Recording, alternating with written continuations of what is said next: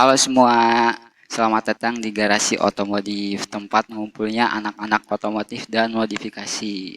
Nah, di sini kita bakal sharing mengenai tips-tips dan juga cara-cara tutorial tentang otomotif dan tentunya tentang modifikasi. Jadi kalau teman-teman misal nih ada masalah, ada trouble gitu tentang otomotif, tulis aja di kolom komentar. Kalau gue tahu, gue bantu jawab pasti.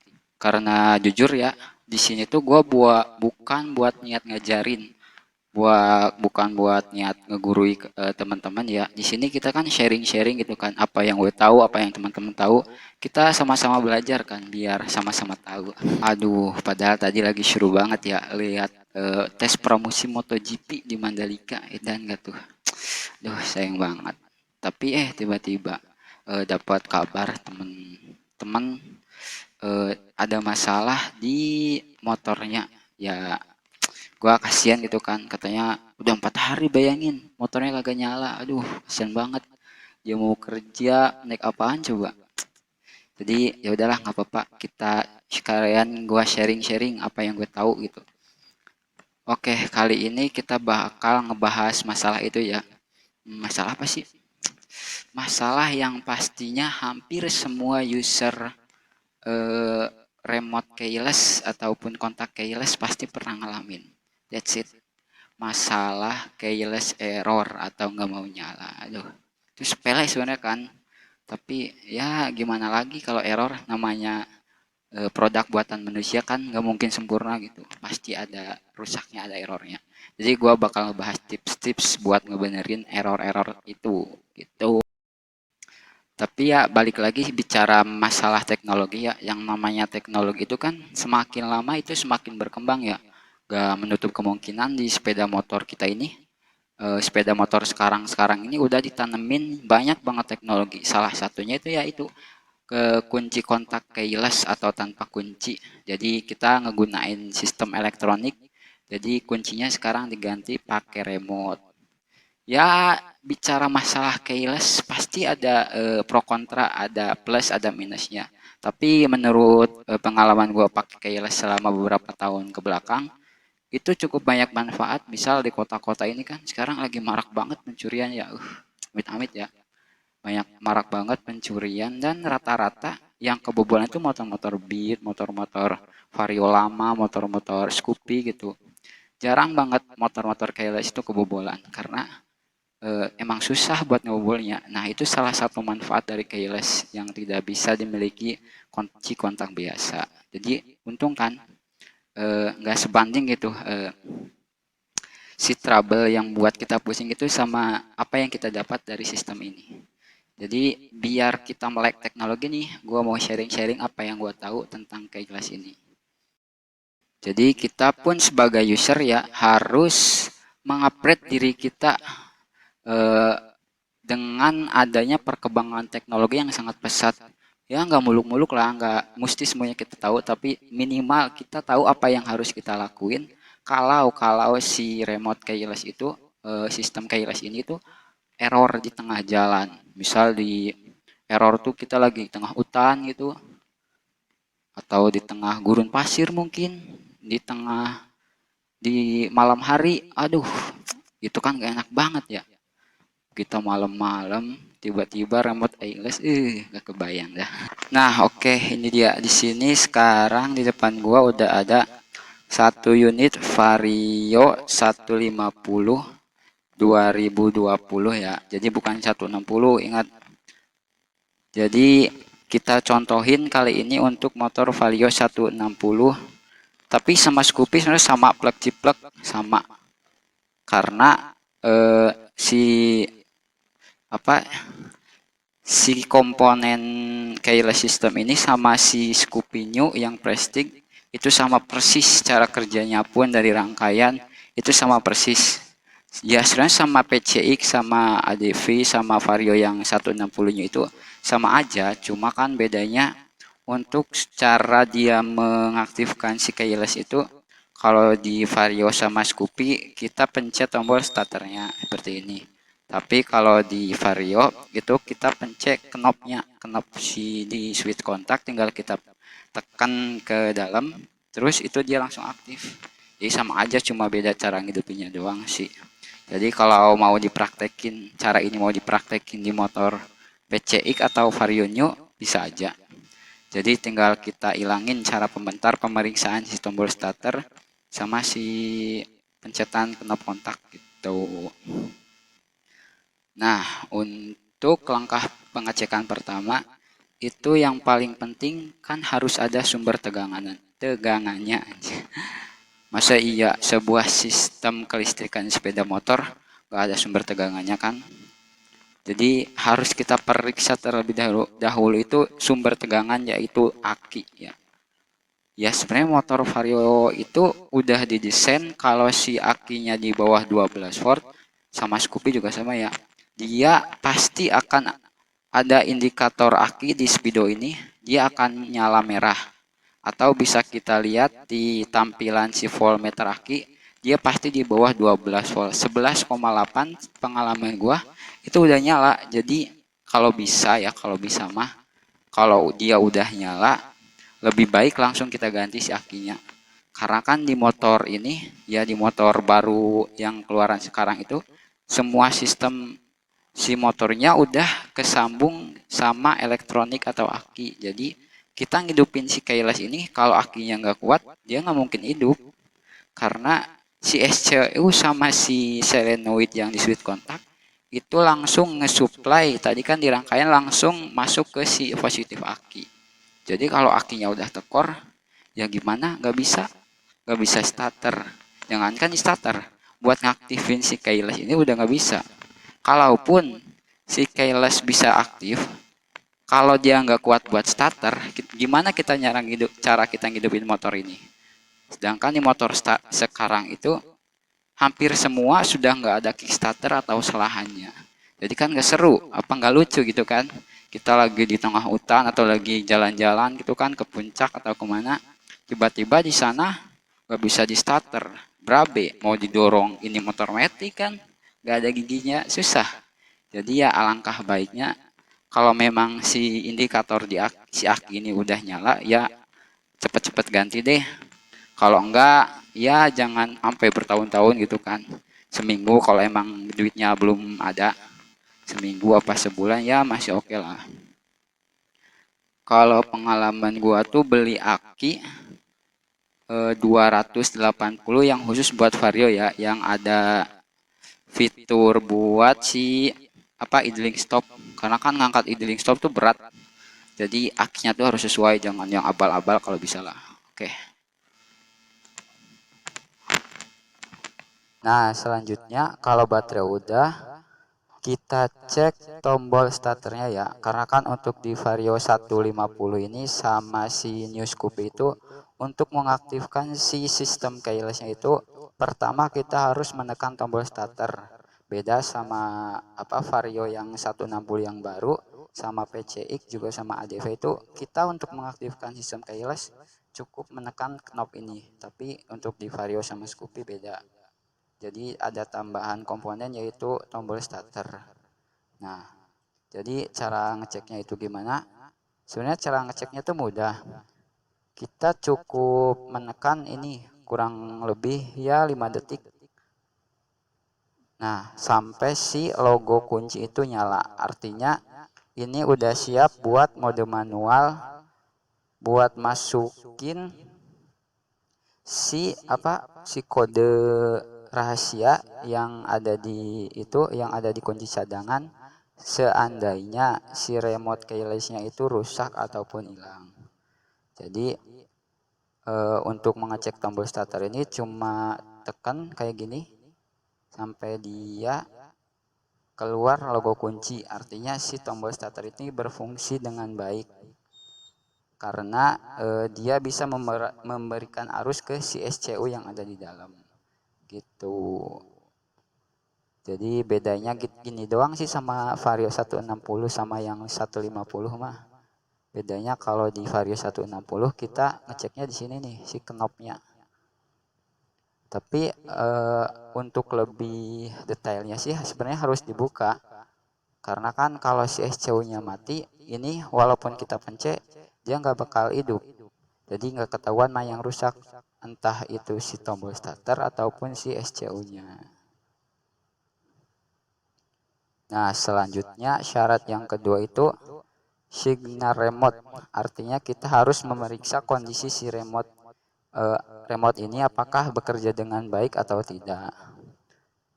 Sebelumnya gua mau kasih tahu dulu cara penggunaan remote, karena kan banyak banget sebenarnya yang salah kaprah atau salah pemahaman dalam penggunaan si remote ini. Nah, kita lihat ini remote keyless Vario 150. Ntar. Nah, ini tuh ada dua logo ya. Yang atas tuh, nah, ini ada dua logo. Yang atas logo motor sama speaker, dan yang bawah itu logo kunci ya. Nah, untuk yang tombol atas itu gunanya untuk mengaktifkan si alarm sama buat unsur back. Jadi ini ada LED, ini lampu LED ya.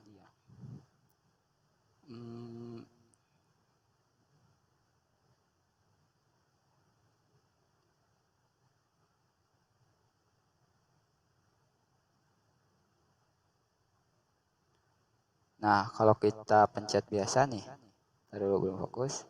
Nah, tuh dia ada LED-nya. Nah, LED-nya tuh ada dua warna, warna hijau dan warna merah. Nah, untuk warna merah ini tuh merah ya.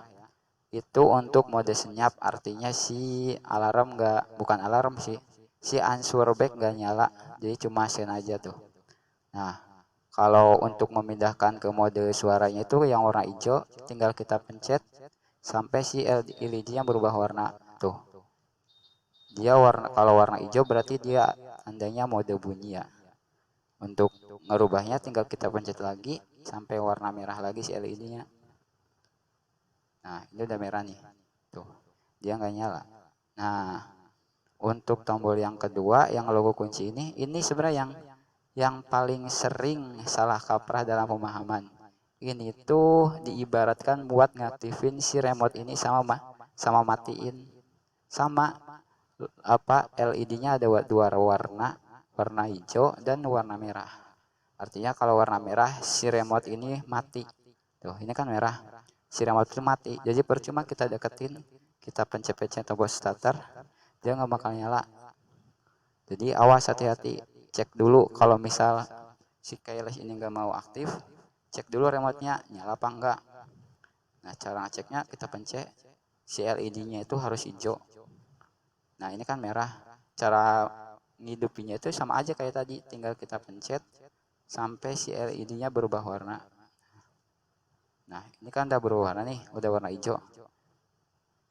Tuh, kita pencet, dia nyala. Dan knopnya kita putar pun bisa. Nah, gitu. Jadi hati-hati dalam penggunaan si remote ini nih. Ada dua tombol yang logo motor sama logo kunci. Yang logo kunci itu harus selalu nyala kalau mau ngaktifin si keyless system ini.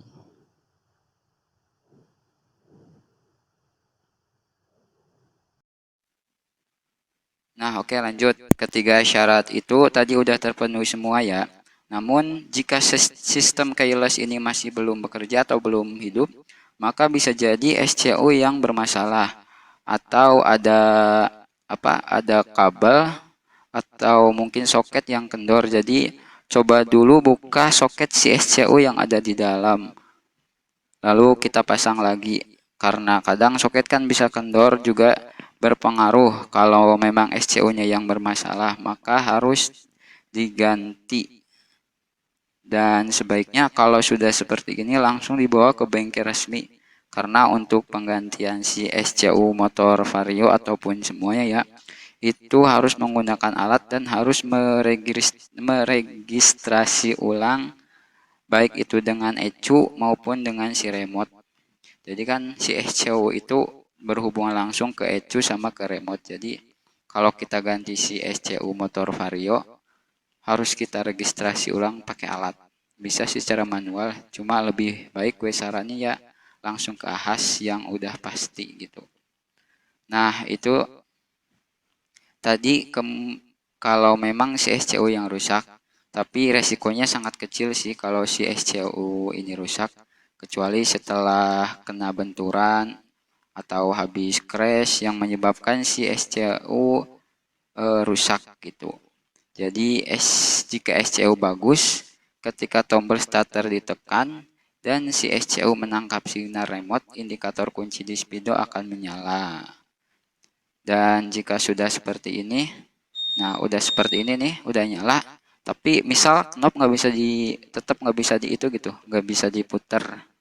Nah berarti bisa jadi si solenoid yang ada di dalam tuh, yang ada di dalam knob ini bisa jadi rusak. Karena kan di dalam ini ada solenoid buat si ngunci si knob ini biar nggak bisa diputer. Nah, ini tuh kan udah ngunci nih.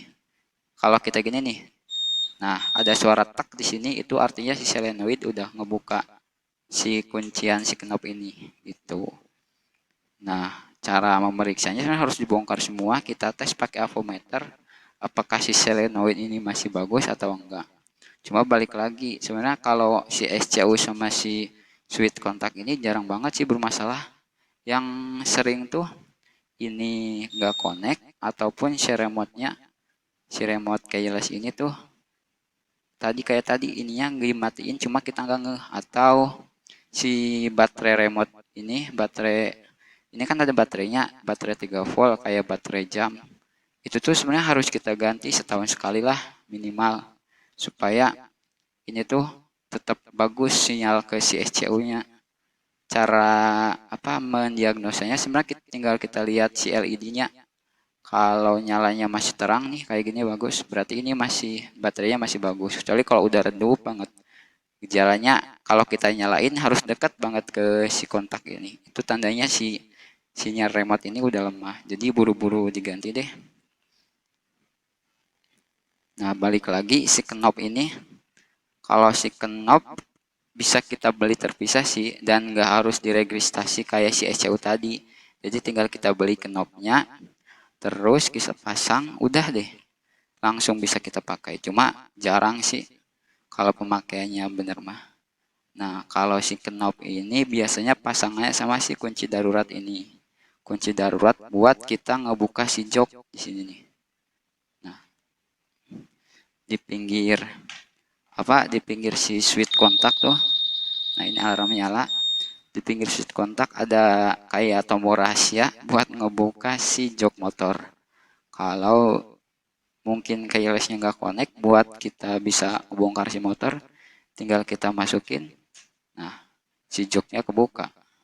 Ini cuma buat ngebuka jok doang sih, bukan buat ngehidupin si motor. Tetap buat ngehidupin motor kita butuh remote ini. Atau bisa kita masukin mode manual kayak tadi ini, dipencet ini terus sampai ini bunyi gitu. Oke, beres ya. Kita udah kupas tuntas sedetail-detailnya tentang si sistem keyless di Vario 160 dan sama Scoopy Prestige yang new. Nah, sebelum terakhir deh, gua mau kasih tips and trick sama saran-saran dari pengalaman gua sendiri ya, selama pakai motor ini kurang lebih udah hampir 2 tahun ya. Apa aja sih yang harus kita rawat, apa aja yang harus kita perhatiin, karena kalau nggak dirawat sayang banget ini tuh.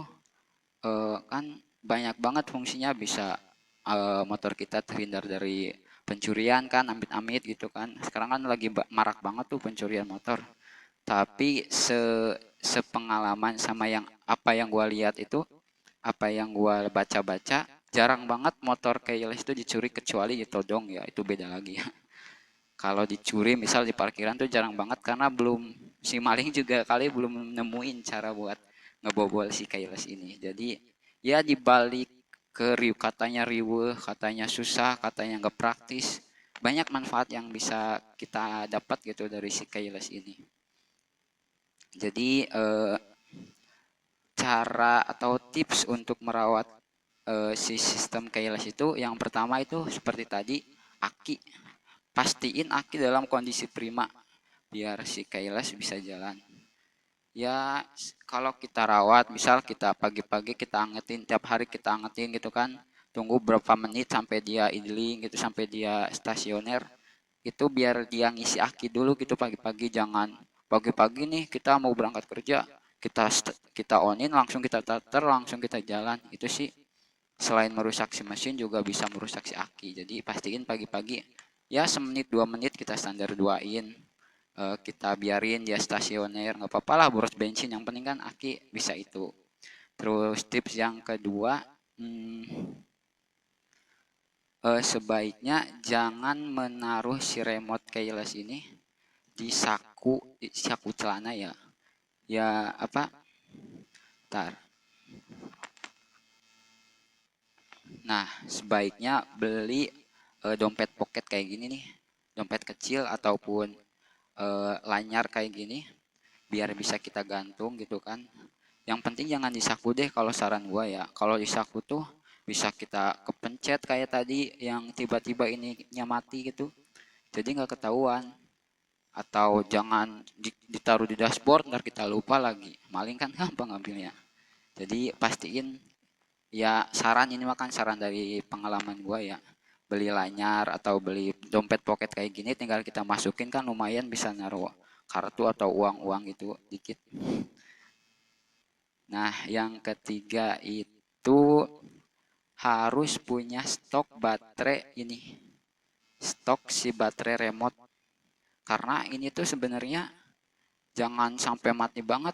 Pengalaman gua lagi main bola di tengah ya bukan, makanya bukan di kota lah, di pinggir-pinggir gitu, tiba-tiba gua sampai jam 10 malam motor nggak bisa hidup gara-gara si remote ini, remote-nya udah lemah. Aduh, itu pengalaman yang gak enak banget sih, serius. Jadi jangan sampai lah.